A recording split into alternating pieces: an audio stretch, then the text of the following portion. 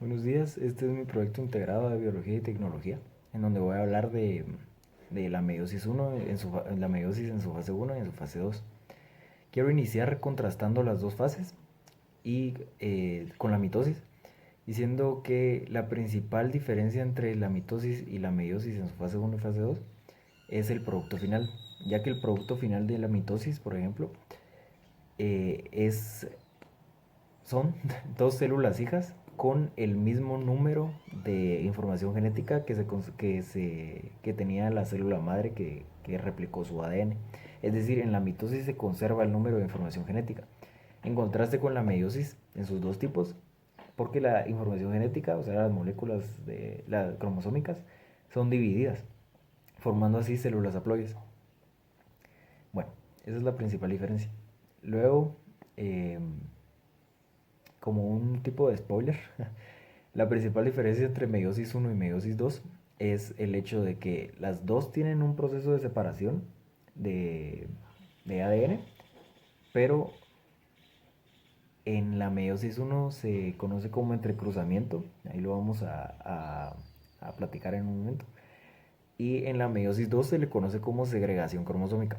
Ok, entonces iniciando de lleno con el proceso, podemos decir que eh, pues la principal similitud entre los tres procesos, la meiosis uno, la meiosis 2 y la mitosis, es que los tres inician con una interfase, que es la replicación de su ADN. Entonces, la replicación de este ADN da lugar a la división nuclear y celular. Entonces, yendo de lleno al proceso de meiosis, vamos a iniciar con la meiosis en su primera fase. Esta comienza con un proceso que se llama profase, que es cuando el ADN ya está replicado, ya se formaron centriolos, perdón, ya se formaron centriolos, en donde al unirse con los microtúbulos hacen más fácil el proceso de división y lo hacen posible. Entonces, iniciamos con esta profase, que consiste en la condensación de los ADNs que están en el núcleo, y estos al condensarse, esta es el entrecruzamiento que es único de la meiosis uno, que es los dos cromosomas, o sea, los dos pares de cromosomas, cada uno con su par se condensan cerca de su par homólogo. Es decir, si yo tengo este cromosoma acá, se condensa cerca de este otro cromosoma de acá, porque ambos son homólogos. Entonces, al condensarse cerca, esto permite que haya un intercambio de ADN. Entonces, este intercambio de ADN permite que la meiosis 2 se haya a cabo. Entonces, luego de la profase, cuando ya están los cromosomas, ya se hizo el entrecruzamiento, que es el intercambio de información genética, vamos a la segunda fase, que es la metafase. En esta metafase se alinean se alinean los, los, eh, los pares de cromosomas y se alinean con el objetivo de que los usos y los polos que se formaron en el núcleo gracias a los centriolos se puedan separar los citoplasmas y en sí la información genética. Entonces, en la metafase se están preparando para la separación. Luego en la anafase, que en su fase uno es cuando se inician a separar las cromátidas hermanas. Entonces, los centriolos inician a ser como un jalón, perdón, el modismo, o sea, pero hay como un jalón que es característico de la anafase, que es cuando se separan las cromatías hermanas y solo queda un cromosoma acá y un cromosoma acá. Entonces, luego de esto, de que ya están separadas, ya empieza la telofase, que es una separación nuclear y ahí se inicia a separar el citoplasma, que es cuando los cromosomas se relajan. Entonces, el ADN al estar relajado da lugar a la regeneración nuclear y esta regeneración nuclear es como si tuviéramos esto acá. Entonces, al cerrarse acá, el ADN se está relajando y eso permite que se vaya cerrando los núcleos y se vayan separando las células. Entonces, al final de la meiosis uno tenemos solamente dos células hijas, dos núcleos celulares y la información genética dividida. Inicia el proceso de meiosis 2 luego de una aparente interfase que Algunas células la omiten porque algunas células inician el proceso de meiosis 2 justo después del proceso de meiosis 1.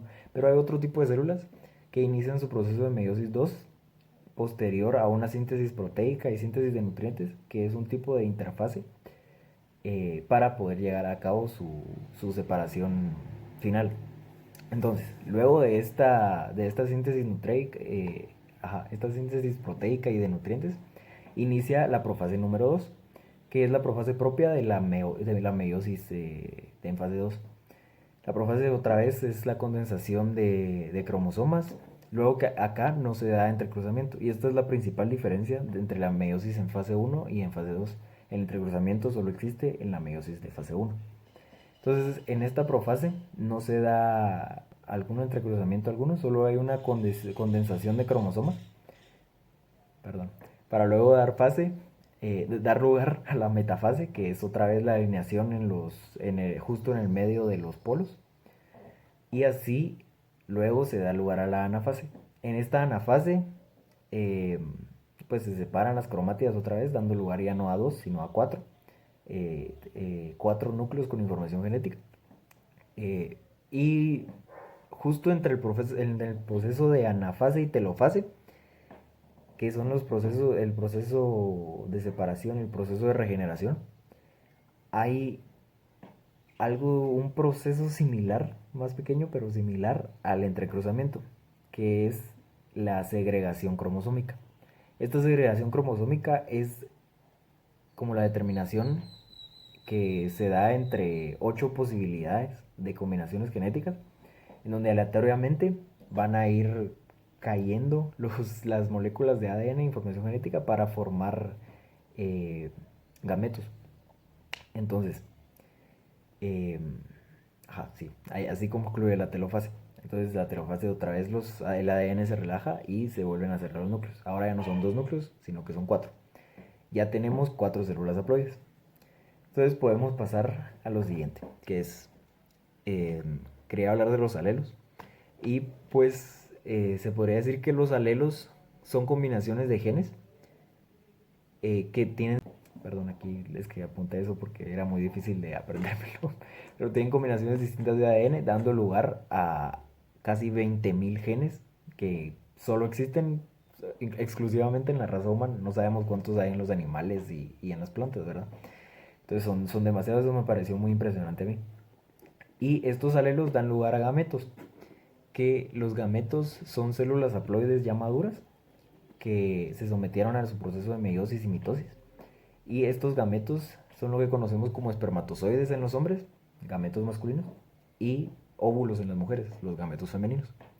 Entonces, gametos masculinos y gametos femeninos tienen que complementarse o fusionarse para poder dar lugar a la fermentación. Esta fermentación es la base de lo que conocemos como reproducción sexual, porque tras la fermentación existe cuando se fusionan gameto masculino y gameto femenino, se da lugar a una célula diploide, y esa célula diploide posteriormente se convierte en un cigoto. Y cigoto es lo que posteriormente conoceremos como un embrión, y así nació un bebé. Entonces esto me pareció muy bonito y muy informativo. Y sí, también. Por otro lado, existen otro tipo de células haploides que, en contraste con los gametos, estas son células inmaduras que tienen que ser sometidas a un proceso de mitosis, división mitótica, para poder convertirse en gametos. O sea, tienen que madurar por mitosis. Y así los gametos se pueden convertir en gametos y dar lugar a la reproducción sexual. Ese es el proceso de meiosis, su proceso y sus características básicas, su comparación con mitosis, y pues lo que llamó mi atención, como resalté anteriormente, es la cantidad de genes que existen solo en la raza humana, que son 20.000. Entonces, ese fue mi video. Muchísimas gracias por su atención y nos vemos, espero que pronto.